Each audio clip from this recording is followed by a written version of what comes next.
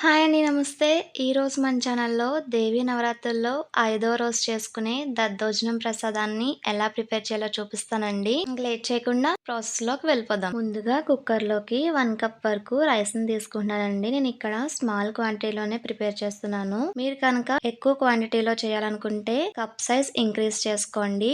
అన్ని మెజర్‌మెంట్స్ కూడా ఆ కప్‌తోనే మెజర్ చేసుకుంటే సరిపోతుందండి. బియ్యాన్ని 2-3 టైమ్స్ శుభ్రంగా వాష్ చేసుకున్న తర్వాత 3 కప్పుల వరకు వాటర్ వేసుకుని కుక్కర్ మూత పెట్టుకుని 3 విజిల్స్ వచ్చేంత వరకు కూడా కుక్ చేసుకోండి. చూడండి, రైస్ అనేది ఇలా కుక్ అయిపోవాలి. పర్ఫెక్ట్ గా కుక్ అయిపోయింది కదండి. స్మాష్ చేసుకోవాలండి రైస్ అంతటిని కూడా. వీడియో క్లిప్ లో చూపిస్తున్న విధంగా స్మాష్ చేసుకోండి. తర్వాత ఇందులోకి 1 కప్ వరకు వేడి పాలని వేసుకోవాలండి. వేడి పాలు వేసిన తర్వాత మొత్తం కలిసే విధంగా బాగా కలుపుకోండి. రైస్ కొంచెం చల్లారిన తర్వాత 2 కప్స్ వరకు పెరుగును వేసుకుని కలుపుకోండి. పెరుగు వేసిన తర్వాత రైస్ అనేది ఇంకా గట్టిగా ఉంటే వాటర్ ని అడ్జస్ట్ చేసుకుంటూ ఈ కన్సిస్టెన్సీ వచ్చేంత వరకు కూడా మిక్స్ చేసుకోండి. తర్వాత దద్దోజనంలోకి తాలింపు వేసుకుందామండి. స్టవ్ మీద ఒక పాన్ పెట్టుకోండి. అందులోకి 2 స్పూన్స్ వరకు ఆయిల్ వేసుకోవాలి. ఆయిల్ హీట్ అయిన తర్వాత 1 స్పూన్ పచ్చిశనగపప్పు, 1 స్పూన్ మినపప్పు, హాఫ్ స్పూన్ ఆవాలు, హాఫ్ స్పూన్ జీలకర్ర వేసుకోండి. తర్వాత